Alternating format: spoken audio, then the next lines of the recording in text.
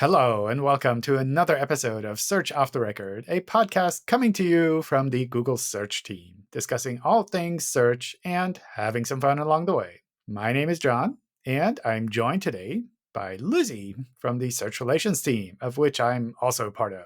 Hi, Lizzie. Hey, John. What are we going to talk about today? We're going to talk about some old stuff. So I heard people submitted some feedback for the podcast that we should talk about content decay. Like tooth decay? Is it like something painful? I don't know if content has feelings. So from that point of view, who knows? But maybe it's our problem because it's a moldy thing, like moldy cheese. Moldy cheese is like Yes. cheese decay. No.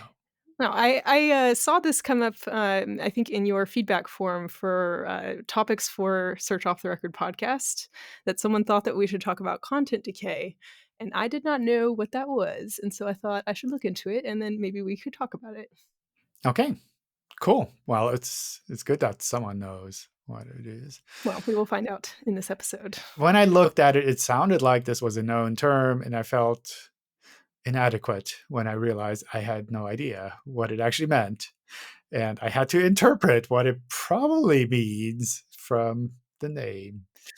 From the name, what first comes to mind when someone says content decay? What did you think it was gonna be? I don't know. It sounded like something scientific. It's like radioactive decay kind of thing. Or it's like Like, it sounds a little a bit bit negative. negative, Yeah. like, Yeah. yeah, like, something's probably wrong with the content, probably it's rotting or something has happened to it over Yeah. time. I guess it's like if your homepage turns into GeoCities and suddenly you're like, this is old. But I guess on the internet, it's not that your homepage turns old, it's more that the rest of the world kind of evolves, right? I guess so, yeah, interest in the thing, maybe changes over time. Cool. But that seemed to be like what, from my light research into this matter, it seems to be content decay in the SEO world seems to be about content that is declining in search interest. So it's something that you would notice when you're looking at Search Console that the CTR has dropped off slowly over time, and people are not looking at your thing, and this is a signal that potentially your content has decayed over the last decade. I don't know. The time period is unknown. Decade decay. So it's Decade like, decay. make sure it's less than 9 years old and you should be okay. Correct. Okay, cool. I think the aspect I also sometimes get questioned about this is whether it means that your website is bad or lower quality or not as helpful as it should be. And then it's like an SEO question like, do I need to fix my content decay so that Google thinks my website is actually good? Well, but is that true? Like, do you need to have all of your pages new at all times? Like, everything needs to be, I don't know, less than 6 months old? No, definitely not. I think like the main problem is people see this as something like a direct SEO factor when it's actually more, I'd say, more of a strategic thing. Like, what do you want your site to be known for? And does it match what people are looking for? Is the information still correct? Those kind of things. Okay, so if something's old, it doesn't necessarily mean that it's bad Exactly. or that people don't care about it, for example. Yeah. Yeah. I mean, it's something where when you look at reference material, it's kind of by definition old. And it's like people wrote about it because they've studied it for a really long time. So it's like an old thing. But that doesn't mean it's no longer true or no longer useful. Okay. So I guess we could maybe look at it from a practical point of view and look at the search developer documentation. What do you think? That sounds good. I think that it was one of the first things that popped into my mind, just because my primary day job is I'm the librarian of the Search Central website, and I think of it as kind of I'm caretaking for it, and I want to know like, are there any rotting pieces of cheese hiding out in onesie our website? And how would I go about thinking about where to find them and then fixing them up? Like, is there something that I could save, or is it working as intended? But this sounds like a good test case for this episode. Yeah, I think for once, maybe cheese is not a good comparison because old cheese is sometimes even better than new cheese. So it's like if you have a little slightly rotting cheese, you're like, this is good. And it's like if it's very rotting, then you're like, oh, what, too late. I don't know if that maps so well to documentation.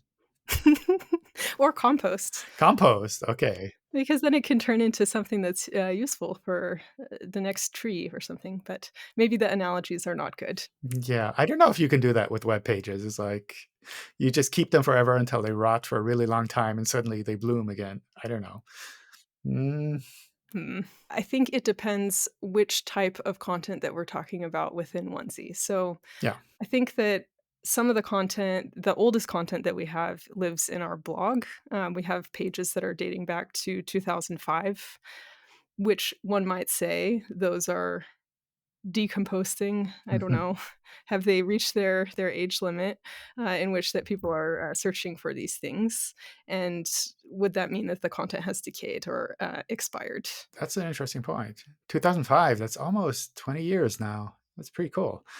2 decades of decay. Yeah, I think with regards to blog posts in particular and any kind of news or time, I don't know what you would call it, like time associated content, that feels like the kind of thing you'd almost want to keep just as a historical reference, even. I agree. I think from a research or archival perspective, we want to keep that with the original published date, even if we did update it. Like, I don't know, we've announced something and then there's an update to that thing, or we want to put a notice. I still want to retain the original piece of content as it was in case we need to look back or refer to it. And to change it or rehabilitate it into a new thing would almost be worth republishing as a new blog post if we had that much additional things to say about it. Yeah, I think that makes a lot of sense, especially with blog posts. It's like, I don't know, if we published something in 2005 and we changed it last year, that would feel kind of weird to just rewrite the blog post. It's almost like you're rewriting history.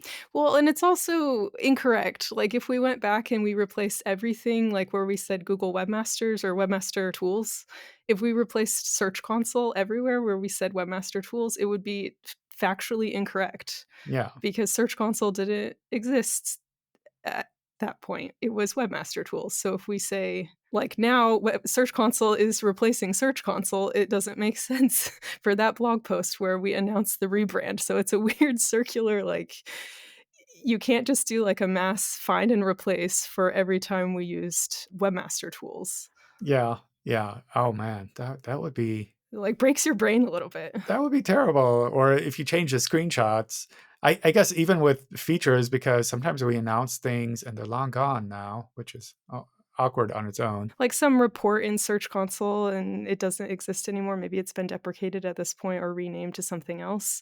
Going back to that blog post and renaming it, and then it doesn't match the screenshots, then you end up with this thing that's just factually incorrect. Yeah. And we often reference back to something. So we almost want it to be whatever it was. If we want to do a callback to when we initially started something and now it's evolved to be this other thing, Hmm. it's good from a reference or a citation point of view to maintain how it was at that point to show the growth or evolution of something. Hmm. So what should we do? What do you recommend as librarian? As librarian, I think that I permit fixing links as one of them.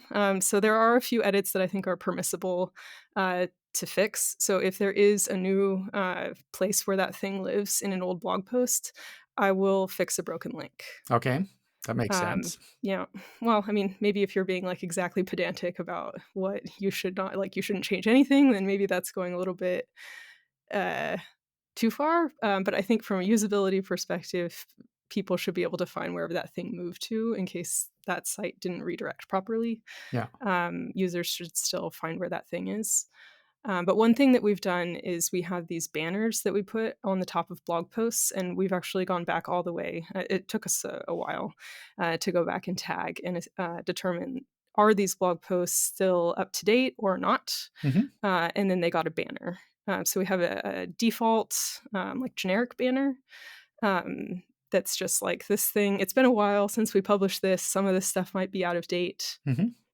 To at least acknowledge that like the links might not work or some of these screenshots might look a little bit weird to you, but like just so you know, this is a blog post, and sort of a little bit tongue in cheek about like notice the date at which this was published. It's a little bit old, Hmm.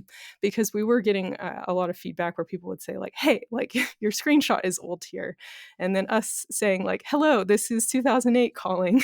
Yeah. And we're not going to update this screenshot because again the factual historical accuracy angle. Hmm. And then we have another banner where we can append it to add an additional sentence that says something about like what if we need a modular thing. So if we Hmm. want to say we published updated documentation about this, or Oh, this thing has been deprecated now, so there might be something that we want to add on to explain like additional context for that thing, about why like you shouldn't be reading this, or if we have a new resource to point people to. okay. So at least like we can call their attention to like whatever the thing is. That makes sense. So don't just blindly add a banner on all old pages, kind of really look at the content and see, does it make sense to just generically call the date to attention, or should we go further and say, well, actually, this is no longer even relevant at all? Correct.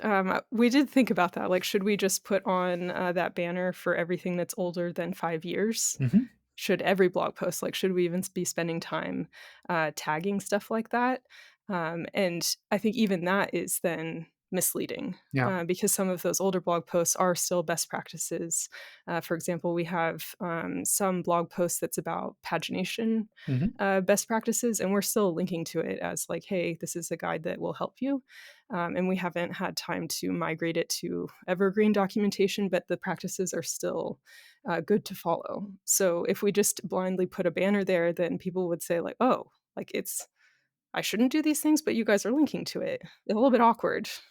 The comparison to evergreen content, I think, is also interesting because I feel that's something that we try to do, where maybe we do an announcement on the blog, but when it turns into persistent documentation, we try to put it into kind of like an evergreen state.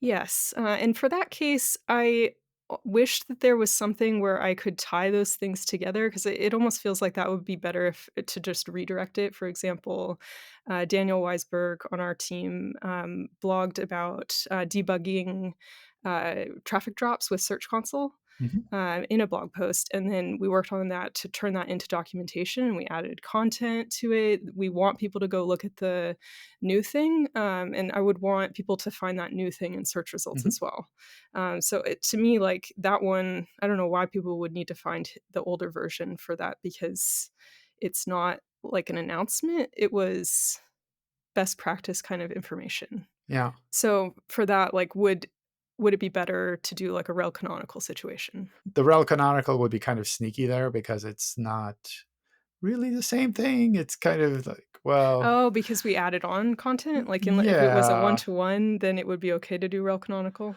because it's not equivalent. I always see the rel canonical as something where you tell the search engines these are actually equivalent and you can pick whichever one you want. Mm. And we're kind of seeing it as like, well, these are equivalent, but treat this as a redirect, which I think from the indexing side sometimes is a bit tricky because they're like, they say rel canonical, but they actually mean something different. Is there a better code to use there or, like, no indexing that thing? I think either redirecting or not redirecting. It's like really saying that it's replaced or keeping both. What about a crypto redirect? I never understood what that was. Someone made that up. Someone, someone, AKA also known as Gary. We have that actually documented in our documentation as a thing that you should only do as a last resort. If you really can't do a proper real redirect, you can do this thing called a crypto redirect, which is a term for like fake redirect. It's like Oh. a thing that is more of a like last measure. If you can't do it, technically speaking, from your content management system, or it doesn't make sense, then you can put this banner at the top to at least tell people that you moved to a new site. Let's say you don't have control over with your CMS to actually do redirects, then okay, fine. Put a note to at least tell people that you moved somewhere else or why. Oh, okay. So it doesn't have anything to do with like you're paying Bitcoin to Googlebot to do something. No, no, no, no, no. Okay. And any implications towards cryptocurrencies is not related. Okay. Moving from the blog to evergreen content, that makes sense. What about evergreen content that becomes obsolete? So, what would be an example of that? I think something that we deleted recently was the how to structure data documentation page, Hmm. which I thought we should just get rid of it. So we did have some discussion at the time that that was going away Hmm. because the how to rich results was deprecated. And at the time, we needed to communicate what was happening. So we had a blog post. Hmm. And then the question of like, should we keep that up with a notice so that people know that it's going away? But it almost felt like that's going to be more confusing to leave it up for a period of time because people might miss the note at the top and still be adding markup to their site. Oh. Because again, like notes at the top, people have banner blindness and they Hmm. just skip over it. So for that case, I didn't see any use to keep that up. Okay. And actually, it would be negative if people are still adding markup thinking they're going to get something. So what we ended up doing was just delete the page and Oh redirect no. to the changelog entry so that if people clicked how to structure data still, like if there was a link somewhere, they could still find out what happened to Okay. that feature. So then they land on the note that says like this thing was deprecated, blah blah blah blah blah. Here's the blog post with more information about like why this happened. Yeah. I I guess it's also a bit unique with our documentation and probably with other people's documentation as well. If it's the official source and suddenly the official source is gone, then all that's remaining are these kind of like indirect things where some, I don't know, maybe shady SEO has written about how to structure data. And if you search for it, that's the only thing that pops up. You might be like, oh, this is how you do it. Now just follow these instructions. True, and I think our usual, default is to keep it up for 6 months if something is going away. Hmm. So to sort of, like, let people know that it's going to go away in 6 months, and then you keep up the banner, and it's okay that we're supporting it for that period of time, but with that change, like, it was gone right away. Hmm. But we also have a blog post, so if somebody wanted to search like, it's not like there's no page about how to say what happened. Okay. So it's good to have a blog where you keep your kind of timely content Mhm. in case you end up deleting your evergreen content or renaming it. I guess we have the same problem with like Webmaster Tools, like you mentioned. People might search for Webmaster Tools and they could still find the blog posts and then Yeah. kind of infer what happened, even if they don't find Webmaster Tools directly. Well, probably they do. Yeah. And maybe that's one thing that would be still confusing to like, when we are trying to get people to switch over to a new name, it means we're not cleaning up all references to our product name. Hmm. So still some stuff is, like, hanging around.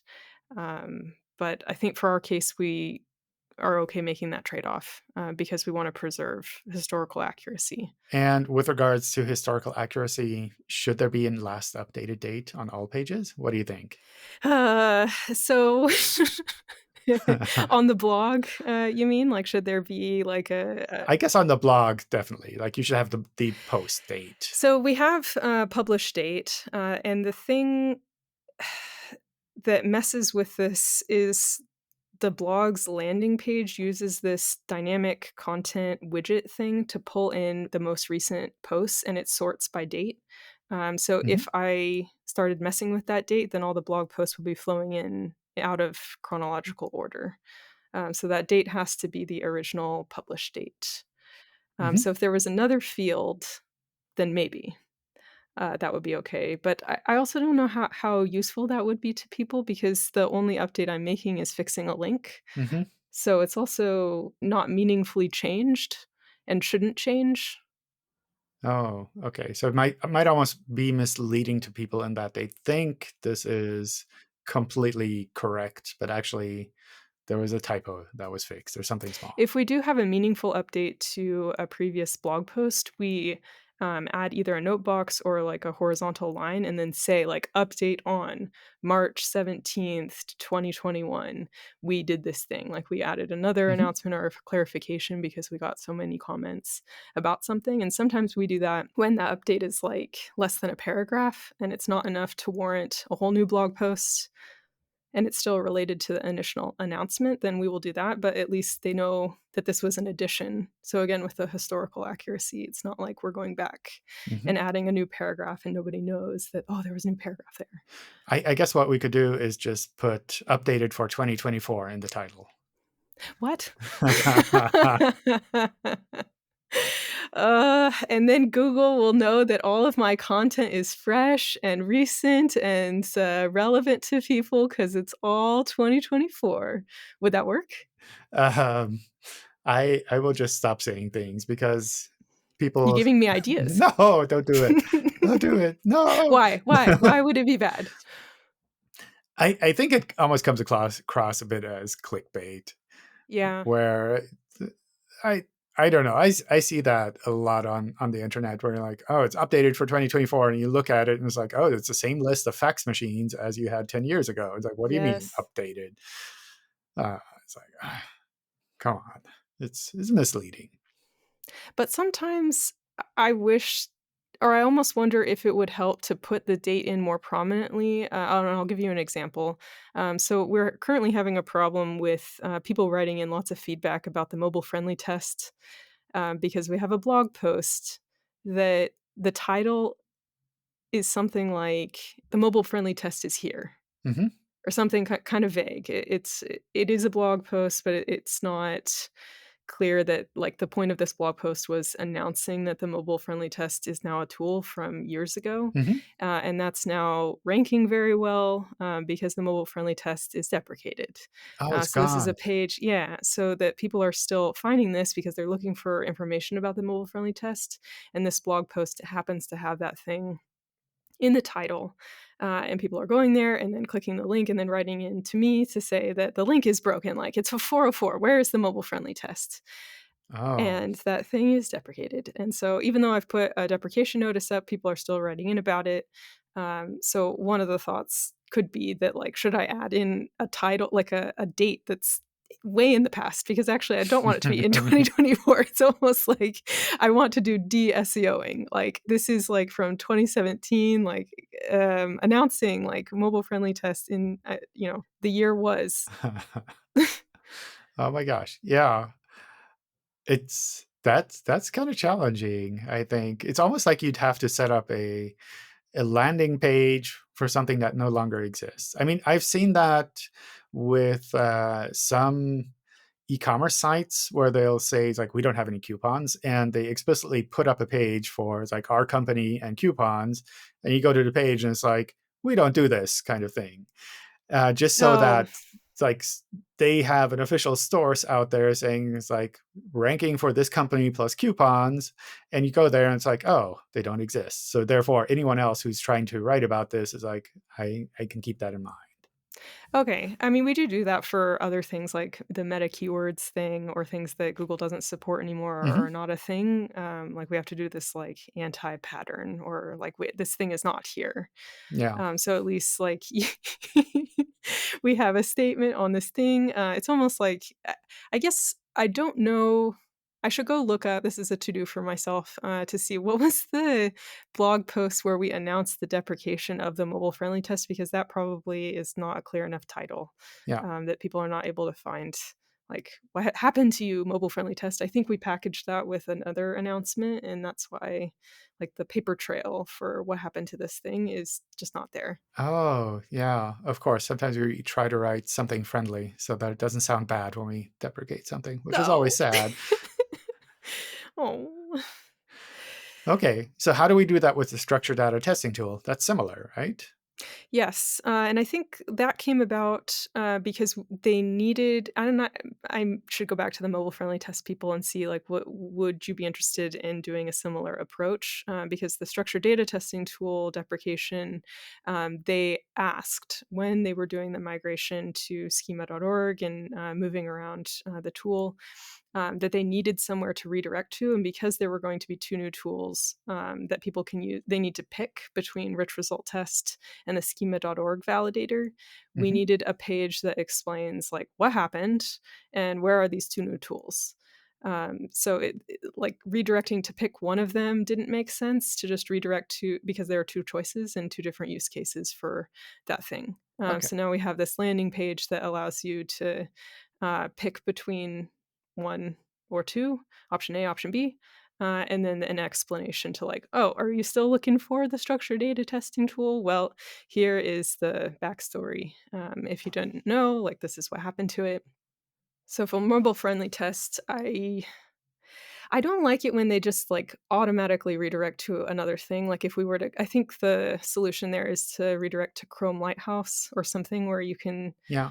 uh, look at the mobile-friendly test, but it doesn't tell you what happened to the tool. So if I'm trying to find out, like, what happened, I almost need that first thing to know, like, "What happened to you? Yeah. Why?" And, otherwise it feels almost like an error, like, "Did I click a wrong link or they redirect to the wrong thing?" Yeah. Kind of like an explanation for why we're sending you to somewhere else. That could be like a intermediary step where maybe you don't do that forever, but you do it during the transition period where for like 6 months, you have them go funnel them to the explanation, and then after that, like, "All right, call it a day, like, enough people know about it, enough time has passed, we can just redirect right to the thing," and people aren't as confused anymore. I guess almost for our site, when it comes to old content, it's a lot more how do we avoid confusing people? Like Yes. people come to our site for whatever reason, then we should make sure that they find information that's helpful for them and that they understand the context. And if something is old and they search for it, they should be able to recognize, oh, maybe I have to rethink what I wanted to do because what I was searching for doesn't exist anymore or is completely different now. Correct. Okay. What else do we need to cover with regards to old content? I think there's a couple things that I don't know what to do with. So, for example, we have a case studies section on our site with stuff that is old, like 2019. Some site added markup to their site and they used old tools. Like, I think one of them used structured data testing tool, which doesn't exist anymore. Do their success metrics expire? Like, is there a point in which a case study is no longer relevant or has it's too much time has passed in which people are like, "Oh, I don't need to reference this thing anymore." Like, do I keep it up forever? That almost feels like a blog post. It's like it's tied to a specific point in time, and Mhm. maybe we just add a banner. I don't know. I don't know, because we don't really have a process to archive that kind of stuff, and, like, if it's a blog post, then people can't find the case studies because they kind of are hidden in the blog. So Yeah, they live somewhere else, so if we were to demote it, how would we go about that? And I don't know, like, at what point do we think a case study is no longer, uh, I don't know, like, still relevant? I've looked up old case studies before, where I think if the date is obvious enough when you look at it, you kind of have to make that judgment call yourself. But Yeah, it's been interesting looking up I don't know what it was, but old case studies where I knew they existed, and I just wanted to see how did they write up about it back then. What could I learn from that, or could I look up the site and see what they're doing now? that's a good point.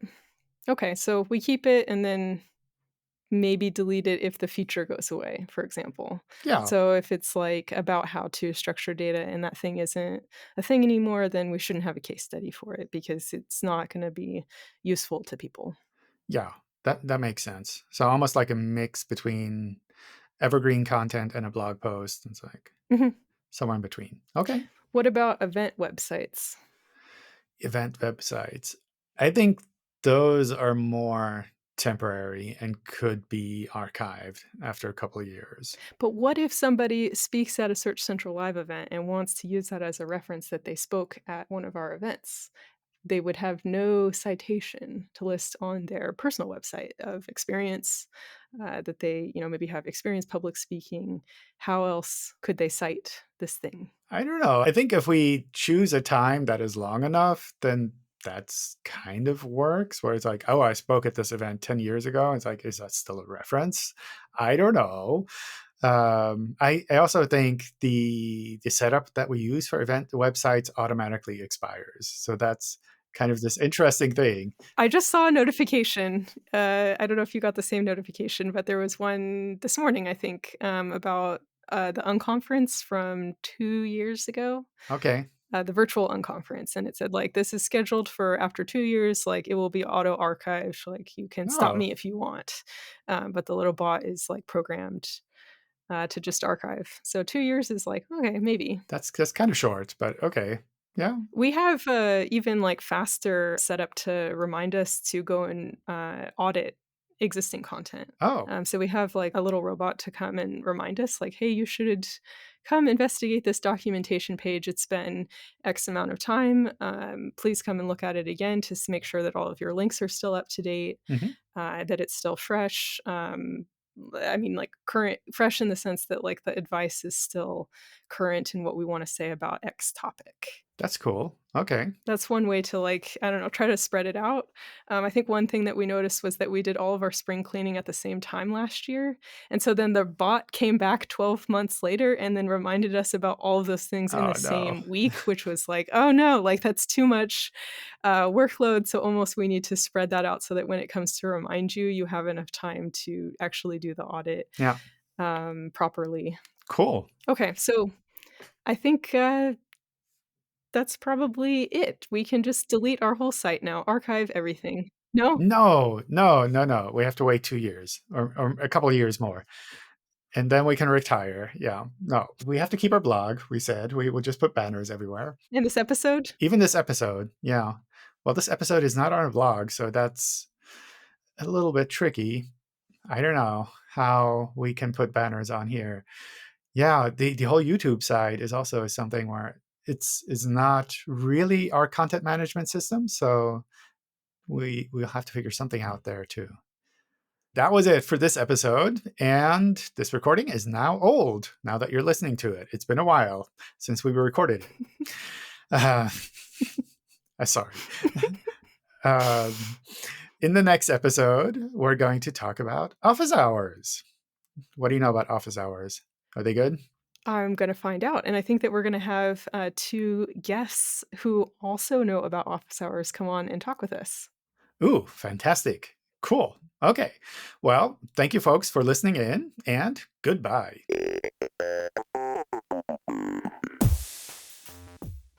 We've been having fun with this podcast, and I hope you, the listener, have found it both entertaining and insightful too.